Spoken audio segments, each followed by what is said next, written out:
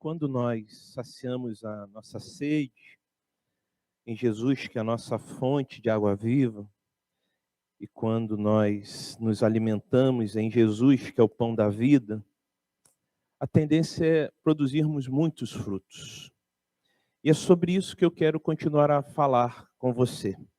Iniciamos algumas semanas atrás falando sobre segredos de uma vida frutífera, à luz do que Jesus, na sua última mensagem aos discípulos, vai comunicar a eles o que ele tem como expectativa para cada discípulo seu. E qual é o caminho para que aqueles discípulos daquele tempo e para os discípulos do século 21 possam produzir não apenas frutos, mas muitos frutos. Então eu peço que, por gentileza, abra sua Bíblia no Evangelho de João, capítulo 15, e nós vamos ver os 2 primeiros versos desse capítulo, por favor. Eu vou aproximar aqui os tufões, que eles são sempre de grande valia. Evangelho de João, capítulo 15, nós vamos ver os 2 primeiros versos. Porque nós vimos que o segredo, ou um dos segredos, é permanecer. Ao longo aí dos 11 primeiros versos desse capítulo, aparece, pelo menos na minha tradução, 11 vezes a palavra permanecer, na maioria das vezes como verbo, né? Então a importância de permanecermos ligados à videira. Na semana retrasada, né, porque semana passada tivemos aqui o privilégio de ouvir o pastor Christopher pela manhã, na semana retrasada, nós vimos que a possibilidade de uma pessoa estar ligada à videira, que é Jesus, ou seja, uma pessoa ter tido uma experiência real e pessoal com ele, com Jesus ou Cristo, e não necessariamente ela produzir frutos. E o que Jesus faz? Então vejamos lá. Evangelho de João, capítulo 15, os 2 primeiros versos. Diz assim: Eu sou a videira verdadeira, e o meu pai é o agricultor. Todo ramo que estando em mim não der fruto, ele o corta, e todo que dá fruto limpa, para que produza mais fruto ainda. Que Deus abençoe e aplique a sua palavra a cada coração nesse instante. Então, é possível uma pessoa ter tido uma experiência com Jesus e não estar produzindo muito fruto, ou não estar produzindo fruto. E isso, então, significa que, ou o que impede essa pessoa de dar fruto, provavelmente é o pecado. O pecado é o que nos distancia de Deus, nos afasta de Deus, e impede que tenhamos uma vida frutífera. E aí o que Jesus faz? Ele então vai lá e corta. Mas nós vimos que talvez a melhor tradução para essa palavra em nossa língua não seria cortar, mas seria levantar, porque essa palavra no grego é airo. Então, até mesmo o Bruce Wilkinson, que escreveu um livro, e esse livro tem sido a base também, ou tem me ajudado muito a construir a série de mensagens, na sua obra Segredos da Vinha, ele falou que certa feita ele foi visitar, então, uma vinha, uma plantação, né, de uvas, e ele viu lá o viticultor cuidando daquela parreira ali. E ele viu que algumas folhas, alguns galhos vão crescendo e vão indo para o chão. E vão ficando literalmente ali no chão. Aí o que o viticultor faz? Pega e lança fora aqueles ramos, aqueles galhos? Não. Ele abaixa, né? Pega com muito cuidado, limpa, levanta e coloca ela no lugar onde ela possa ter acesso aos raios solares e também a uma melhor oxigenação, poderia assim dizer. Me perdoe aí que eu não sou tão familiarizado nessa área, mas é mais ou menos essa ideia. Então é isso que o Senhor faz conosco. E faz de que forma? Através de intervenção. E nós vimos isso olhando Hebreus, capítulo 12. Então, há 3 graus de intervenção do Senhor em nossas vidas para que venhamos a produzir muitos frutos. O primeiro grau seria uma repreensão verbal, né? E aí fomos tentando fazer analogias, assim como nós fomos repreendidos, ou como nós repreendemos, talvez, os nossos filhos, ou aqueles a quem amamos, porque toda ação de Deus tem como motivação o amor. E aí então a gente fala, olha, Luiz Felipe, não faça isso. Aí o Luiz Felipe vai e continua fazendo. Aí a repreensão verbal não resolveu. Aí a gente vai então para um segundo estágio dessa intervenção, que seria a reprovação, no sentido de causar uma frustração ou angústia na pessoa que está cometendo tal erro, para que ela possa deixar de fazer aquilo. Então, seria mais ou menos, a fala não resolveu, a repreensão ou a advertência verbal não resolveu, cantinho da reflexão. Vai ficar lá um ponto lá, algumas coisas suas vão ser retiradas para ver se você melhora. Não resolveu o cantinho da reflexão?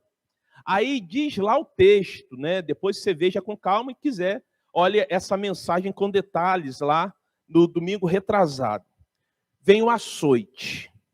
Aí a ideia é que Deus há de agir de maneira mais enérgica, e é claro, a gente está trabalhando com metáforas, né? Para que a gente deixe de fazer ou deixe de cometer pecados que têm nos distanciado de Deus e têm nos impedido de produzir frutos. Mas hoje, João, eu quero especificamente falar de alguém que está ligado à videira e está produzindo frutos, mas não está produzindo frutos em toda a sua plenitude. Qual é a ação do Senhor? Como o Senhor há de agir? Porque talvez esse possa ser o meu caso, esse possa ser o seu caso, sabe, Érico? Talvez nós estejamos ligados à videira, estejamos produzindo frutos, mas não frutos na plenitude que teríamos condições de produzir. Não estamos produzindo frutos na quantidade que o Senhor gostaria que produzíssemos. E aí, então, há uma ação do Senhor. Há um convite, queridos, do Senhor para nós, todos os dias. Há um convite para um arrependimento, para uma metanoia, uma mudança de direção, para revermos algumas questões que estão nos impedindo de produzir muitos frutos. Bom, primeiro caso, aquele que não produz, Deus nos levanta, né? A ideia de Deus intervir, que aí na sua tradução, assim como na minha, está cortar, quando não estamos produzindo frutos. Mas o segundo caso, e é isso que eu quero trabalhar, é quando não estamos produzindo frutos em toda a nossa plenitude. Deus nos limpa. É o que o texto diz. Principalmente no verso 2. Caio, eu acho que está dando mau contato aqui, que acho que essa caixa está ligando e desligando. Sabe por quê? Por causa do ventilador. Se de repente jogar para um outro conector ali, ligou. Ela está ligando e desligando. Eu não sei se tem uma variação aqui de energia ou mau contato, de não estar bem encaixado o plug aqui, tá bom? Eu já percebi isso, já é a segunda vez. Talvez é só uma falta ali de um encaixe, por gentileza. Diz o verso 2. Todo ramo que estando em mim não der fruto, ele corta. E todo que dá fruto, limpa para que produza mais fruto. Então, aquele que dá fruto, ele limpa para que produza mais fruto. E aí, queridos, devido à tendência dos ramos da vinha a crescer vigorosamente, muitos galhos, eles têm que ser o quê? Podados. Eu acredito que, assim como lá na casa da minha mãe, lá em casa é uma pobreza total, assim. Não é nem pobreza, não tem nada de planta lá. Né? Eu sei que na casa da irmã Isabel tem, né? Tem bastante lá. Olhando assim para alguns irmãos, dá para perceber que, mesmo eu não tendo ido na casa de alguns, dá para ver que tem. Mas lá em casa é um caos, assim. Ele fala assim, gente, tem que botar alguma coisa verde. Lá em casa só tem piso, só piso. É fácil de limpar, né? Mas falta alguma coisa verde. Mas os irmãos bem sabem que existem algumas plantas, algumas árvores, né?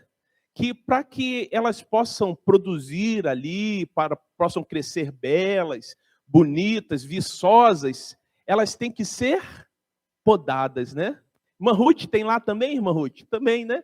O semblante já diz, gente feliz já tem isso, né? Já diz, tem gente que se entrega, né? Tem que ser podadas. E é isso que Deus faz com a gente, sabe, Isidoro? Deus nos poda.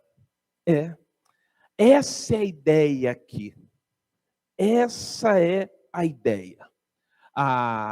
O viticultor, quando a gente não produz muitos frutos como deveríamos, até produzimos, mas não em toda a nossa plenitude, para que venhamos a produzir, Deus vem, olha, nos podando, com muito cuidado. Então, se você está produzindo poucos frutos, saiba que Deus, Ele quer lhe podar. Mas aí qual talvez seja a diferença do primeiro caso, do que não produz nada, para esse que produz pouco? É que para o primeiro caso está ligado diretamente à questão do pecado. Esse caso está ligado ao pecado, mas não explicitamente, porque a ideia da poda está ligada ao meu eu. Aí a poda tem a ver com eu. A intervenção, que foi o caso que tratamos na semana retrasada, tem a ver com pecado. A poda tem a ver com eu. Na poda, Deus vai trabalhar em nós, agir em nós, fazendo com que venhamos a abrir mão de coisas que estão impedindo que a gente venha produzir muitos frutos. E a gente sabe muito bem que existem coisas em nossas vidas, ou áreas em nossas vidas, que nós temos uma dificuldade muito grande de falar assim, Senhor, está aqui. Existem áreas em nossas vidas que nós temos uma dificuldade muito grande de falar, Senhor, entrega em tuas mãos. Senhor, eu vou largar isso aqui e vou, então, seguir a tua orientação, a tua direção. É um desafio muito grande deixar esse nosso eu, esse nosso egocentrismo e passarmos a realmente nos submeter ao senhorio de Jesus, integralmente, incondicionalmente. Acho que isso fica claro ou ajuda quando a gente traz uma ilustração. Bom, a gente não tem dúvida, eu acredito que ninguém aqui tenha dúvida, que o apóstolo Paulo foi alguém que produziu muitos frutos. Mas será que foi de um dia para o outro? Será que foi tão fácil assim? Eu acredito que não. Eu acredito que não. Mas um dos segredos da vida frutífera do Paulo foi que ele permitiu ser podado pelo Senhor. E uma das podas, ele deixa muito explícito lá em Gálatas, capítulo 2, verso 20. Veja lá, a primeira parte.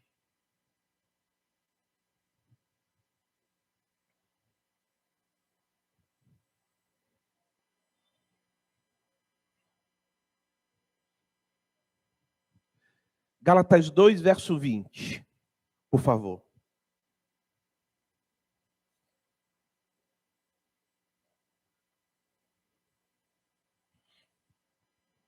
Diz assim, olha.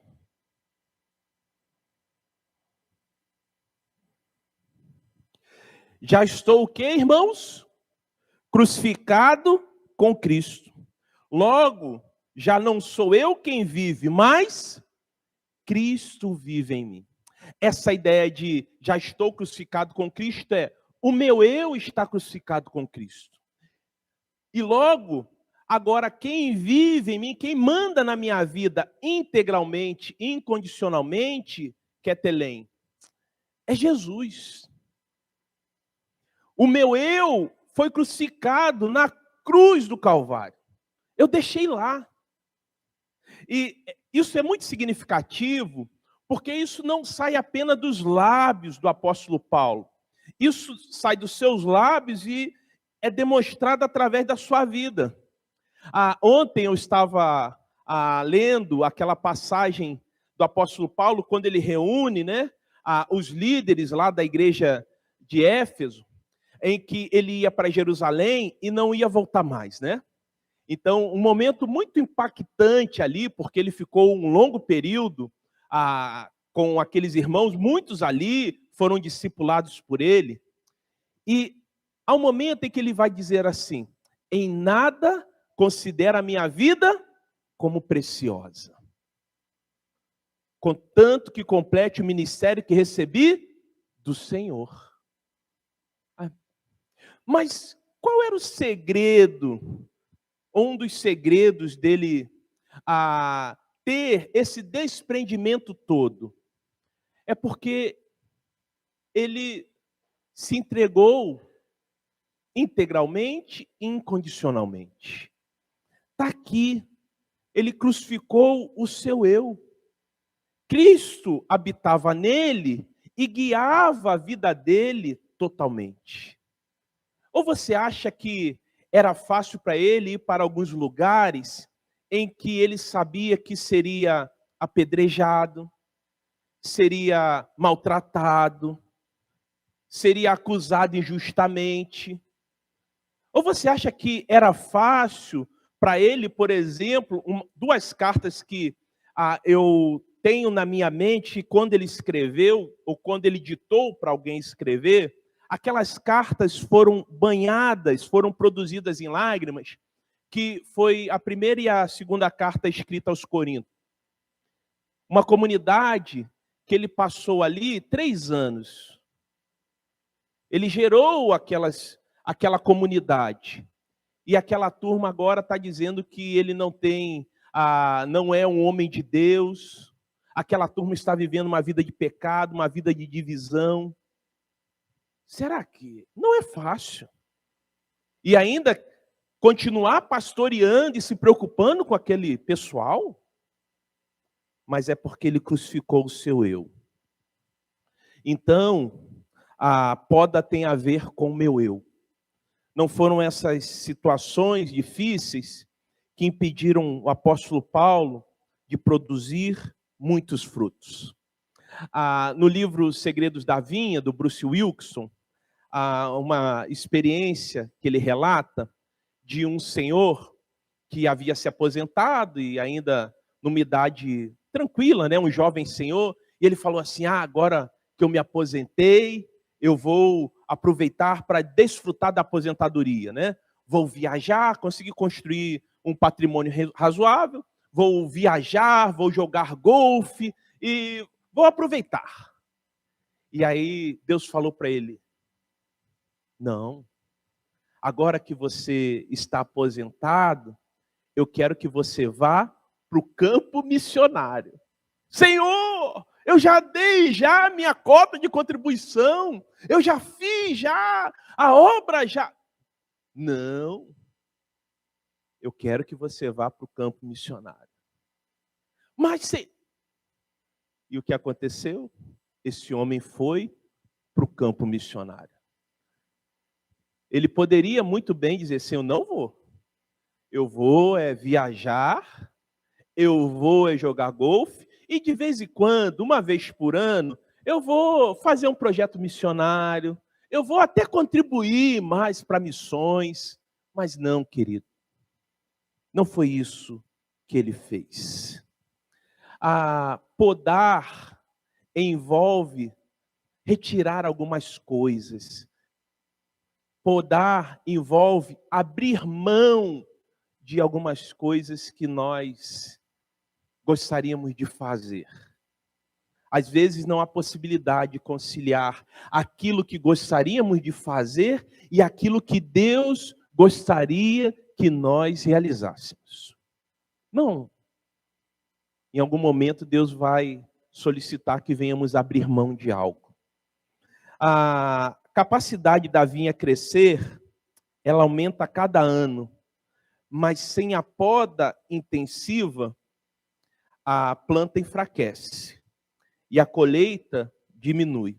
Galhos maduros devem ser podados intensamente para que se atinja o resultado máximo. A poda, a gente poderia dizer que seria a provação da nossa fé. Eu não vou adentrar o caminho da provação, porque eu estou fazendo uma série de mensagens, uma série de estudos às quartas-feiras, e você está convidada a estar conosco às quartas, e na última quarta eu já falei sobre provação.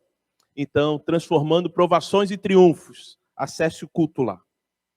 Mas, em segundo lugar aqui, e esse ponto ele se divide em 3 subpontos. Algumas verdades importantes a respeito da poda, que eu entendo que hão de ser de grande valia, para que você não possa confundir algumas coisas, tá bom? Então, a primeira verdade: Deus jamais há de lhe podar ou provar além do necessário. Porque aí as irmãs e os irmãos que cuidam aí de plantas sabem que se passar do ponto, vai dar ruim, né? Então, o Senhor jamais há de lhe provar, lhe podar, além do que é necessário. Ele não vai passar do ponto, ele nunca passa do ponto. E também ele sabe qual é o nosso limite. Nós não sabemos, mas ele sabe. Então veja lá, 1 Coríntios, capítulo 10, verso 13. Esse texto fala de tentação, mas a gente poderia aplicar também provação. Porque esse vocábulo utilizado aí para tentação é o mesmo utilizado para provação, que é o peirasmos, no grego. Quando essa palavra surge como substantivo, e o peirazen, quando é um verbo. Veja lá. 1 Coríntios 10, 13.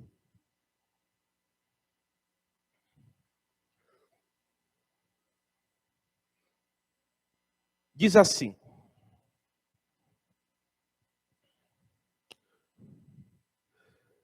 não veio sobre vós provação ou tentação, senão humana, mas fiel é Deus, que vos não deixará provar acima do que podeis. Antes, com a provação, dará também o escape, para que a possais suportar. Eu sei que na sua versão a maioria está tentação. Como eu disse, pode ser tentação ou provação. Eu particularmente uso aqui provação, tá? Eu entendo que aqui seria a melhor tradução. Mas independente de for tentação ou provação, Deus sabe o nosso limite. Deus sabe até onde nós temos condições de suportar. E assim como a cada dia Deus quer que a gente vá produzindo muitos frutos e a gente venha a crescer e amadurecer espiritualmente, a gente pode talvez olhar para a vida de alguém que se tornou um referencial de fé. A gente pode olhar para Abrão, que depois se tornou Abraão, né? O primeiro texto que a gente tem de Deus se relacionando com Abrão é lá em Gênesis 12, onde Abrão já tinha uma família, já tinha uma certa estrutura. ele tinha ido, né, saiu de Ur dos Caldeus, foi para Canaã com seu pai, com a sua esposa, com o seu sobrinho, e já com a vida bem organizada. E aí Deus fala para Abrão, Gênesis 2, verso 1. Abrão, sai da tua terra, da tua parentela, para uma terra que eu te enviarei. Ali começou o trabalho de Deus na fé de Abraão e provando Abraão. E a gente poderia dizer que até podando Abraão, porque Abraão teve que abrir mão de algumas coisas, da sua estabilidade, ali do seu lar, da sua tranquilidade. E ainda mais, literalmente, Abraão teve que se lançar no escuro, porque Deus nem falou qual era a terra. Sai que eu vou te mostrar, para uma terra que eu te enviarei. Deus não falou, vai ser a Mesopotâmia, vai ser... Não, Deus falou, para a terra que eu te enviarei, sai. E o que aconteceu? Abrão saiu. E aí a gente vai ver Abrão sendo provado algumas vezes. Em algumas vezes, Abrão não vai ser bem sucedido. Em outras vai ser. Mas eu vejo que Abraão foi crescendo na fé. Deus foi podando, até chegar ao ápice. Lá em Gênesis 22. Quando Deus diz o seguinte a Abraão. Abraão que esperou 25 anos para o cumprimento da promessa, né? Para a chegada do Isaac. E aí, lá em Gênesis 22, Deus diz o seguinte para Abraão. Abraão, toma o teu filho, o teu único filho. Aí Deus continua, a quem tu amas. E oferece a mim sacrifício. Pode ver, o texto está assim. O início do texto está assim, Abraão, toma o teu filho, o teu único filho, a quem tu amas.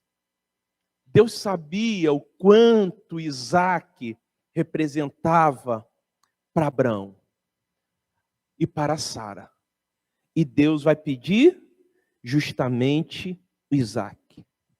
E o que Abraão vai fazer? Vai acordar cedo, com tudo arrumado, e vai levar Isaac para ser sacrificado. Eu diria, irmãos, que as provações são imprescindíveis para termos uma vida frutífera. Elas são imprescindíveis para termos uma vida frutífera. Veja lá o Salmo 66, verso 10, por gentileza.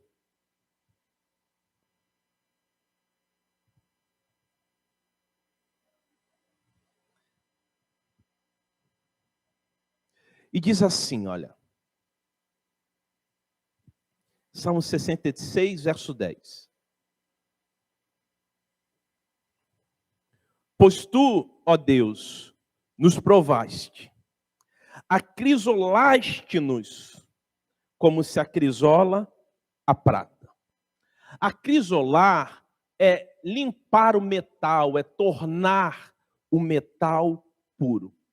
Deus deseja, Deus almeja que sejamos um metal puro, ou um metal sem impurezas. E aí, uma das riquezas das Escrituras Sagradas é essa questão da intertextualidade. Bíblia explica a Bíblia. E aí, quando a gente vai lá em 1 de Pedro, capítulo 1, versos 6 e 7, veja lá o que Pedro vai dizer sobre provação.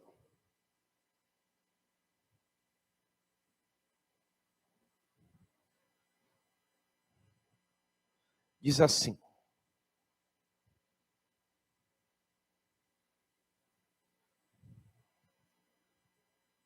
Pedro 1, versos 6 e 7. Portanto, alegrem-se com isso, ainda que agora, por algum tempo, vocês precisem suportar muitas provações, elas mostrarão que sua fé é autêntica. Como fogo prova e purifica o quê, irmãos? O ouro. Assim sua fé está sendo experimentada e ela é muito mais preciosa que o simples ouro. Então, como a nossa fé é purificada? Através das provações. Como a gente cresce na fé? Através das provações. Então, fique muito tranquilo, fique muito tranquila, já que a poda é necessário para que venhamos a produzir muitos frutos, para que venhamos a produzir frutos em toda a nossa plenitude ou com toda a nossa capacidade. Deus não vai nos dar provas, ou Deus jamais ali podar além do necessário. Mas em segundo lugar, nem toda experiência dolorosa é resultado da poda. Também é importante ter isso em mente. Nem toda experiência dolorosa é resultado da poda. Porque tem situações em nossas vidas que fazem parte da vida, são questões mesmo que são difíceis. E a gente não tem explicação. Pelo menos tem coisas que eu não encontro explicação. Por quê? Algumas pessoas vão trilhar por um caminho que eu acho muito difícil, porque isso dá um trabalho danado para eu pensar e tentar pensar nesse Deus que é justo, nesse Deus que é amor, desse Deus que não vai, de repente, querer agir na vida da minha mãe, e para agir talvez na vida da minha mãe, vai lançar uma enfermidade em minha vida. Não, ele vai tratar com a minha mãe. Ele vai agir direto com ela. Por quê? Seu coração está quebrantado, talvez, porque o seu filho, a sua filha, adolescente, jovem, começou a trilhar pelo caminho das drogas, pelo caminho do sexo ilícito, pelo caminho do crime.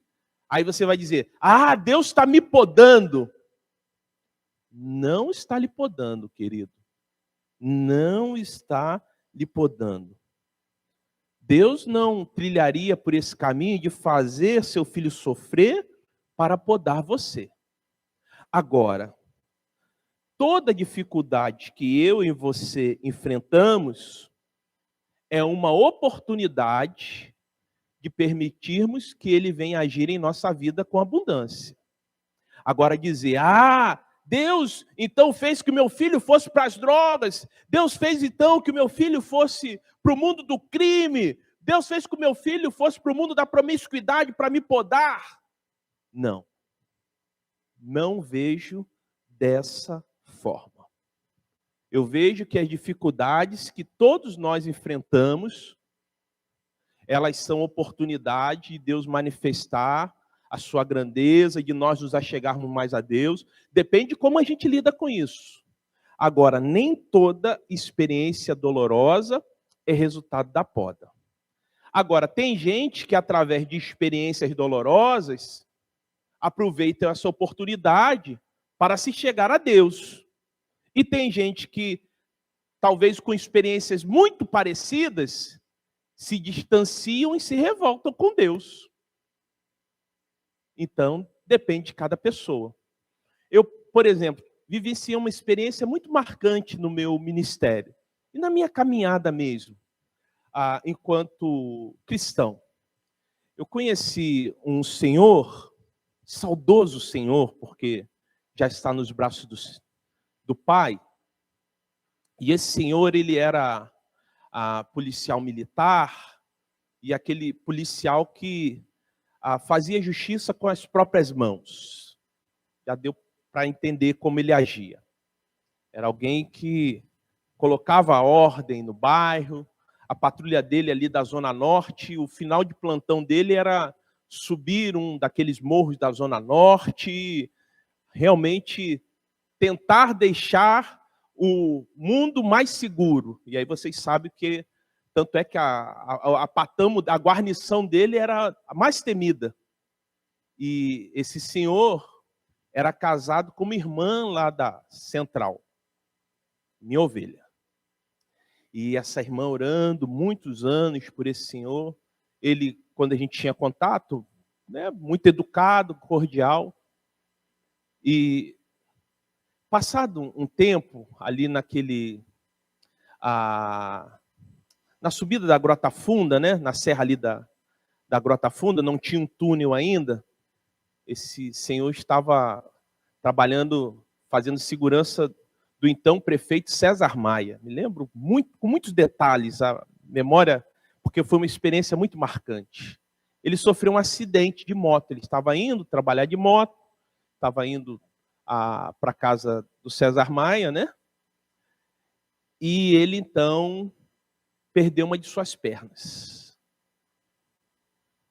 E coube a mim ir lá visitá-lo, né, e tentar levar uma palavra. E eu falei assim, esse senhor vai me destruir, ele deve estar revoltado com tudo e com todos.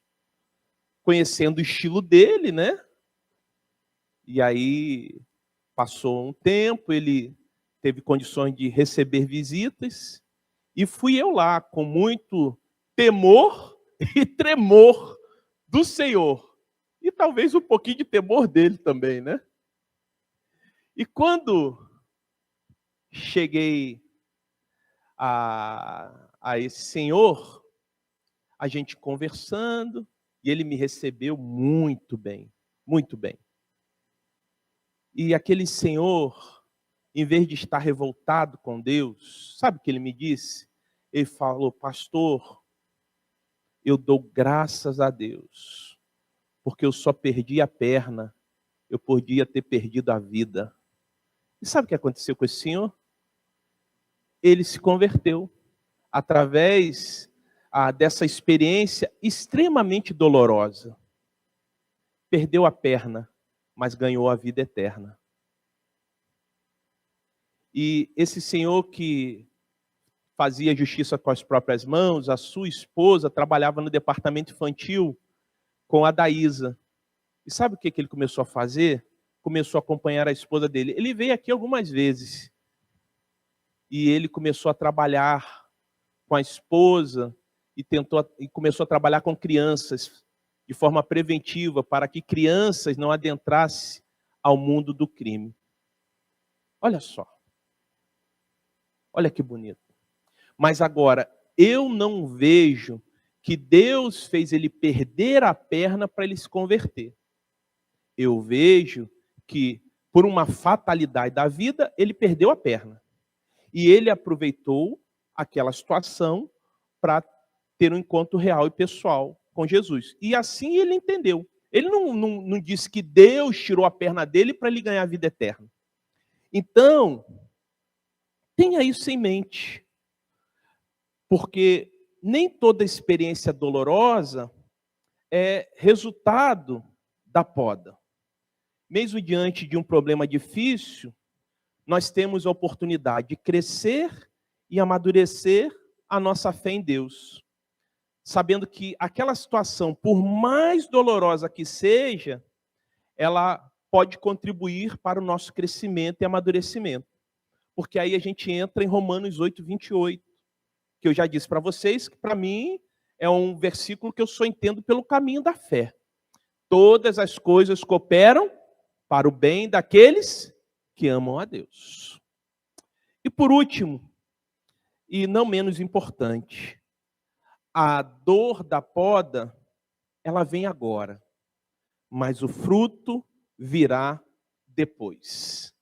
Eu estou vendo ali a princesa Andressa sendo embalada ali pelos braços da Lívia, e me lembrei de algumas vacinas. Por exemplo, Benzetacil. Simone falou, oxe, Benzetacil. É uma vacina dolorosa. Tanto é que tem que ser dada no bumbum, né? Mas, ao mesmo tempo, a sua eficácia talvez é uma das melhores possíveis, não é, Simone? Então, a gente poderia dizer que, primeiro momento, se alguém falar assim, eu adoro tomar Bezetacil, bom, que Deus lhe abençoe e a mim não desampare. Que BCG tem experiências que marcam, né? Acho que todo mundo... BCG fica do lado esquerdo, não é? É do lado esquerdo? Acho que todo mundo... Direito, né? Irmã Joseli está me ajudando ali. BCG. Você tem aí uma marquinha no seu braço aí, não tem? É a BCG. Né, Arlene? Arlene, que é da área de saúde também. Como essa vacina é importante. Dói. Deve doer, né? Quando eu ganhei, eu não lembrei. Mas eu acho que doeu. Então, tem coisas que ficam marcadas. Existem algumas vacinas que dão reação adversa. Mas nem por isso nós deixamos de tomar.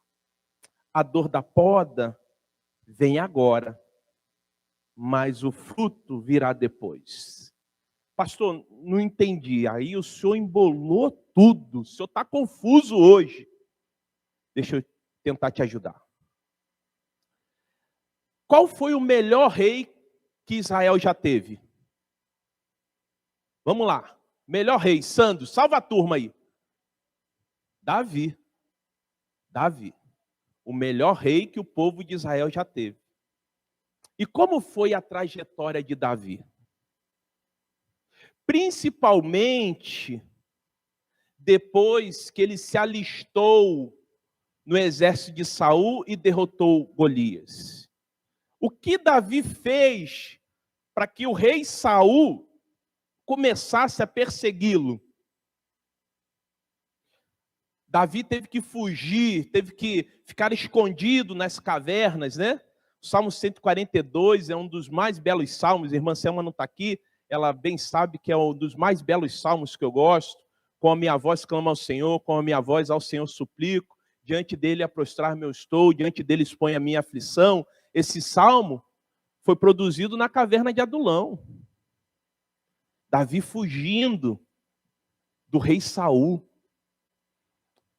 Eu vejo aí Deus podando Davi. Deus tirando tudo aquilo que talvez poderia estar presente no coração de alguém muito jovem e muito bem sucedido, muito novo.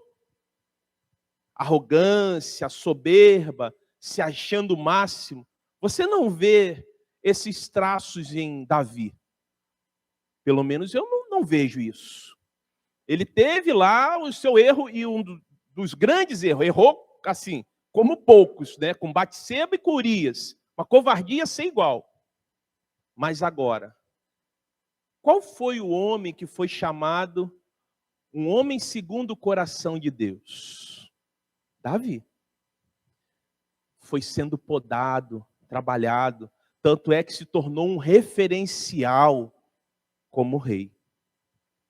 Davi se tornou um homem segundo o coração de Deus, porque permitiu ser podado por Deus. Deus foi tirando tudo do eu dele. E você lembra o Salmo 66, verso 10, que nós lemos alguns minutos atrás? Foi um salmo produzido por Davi.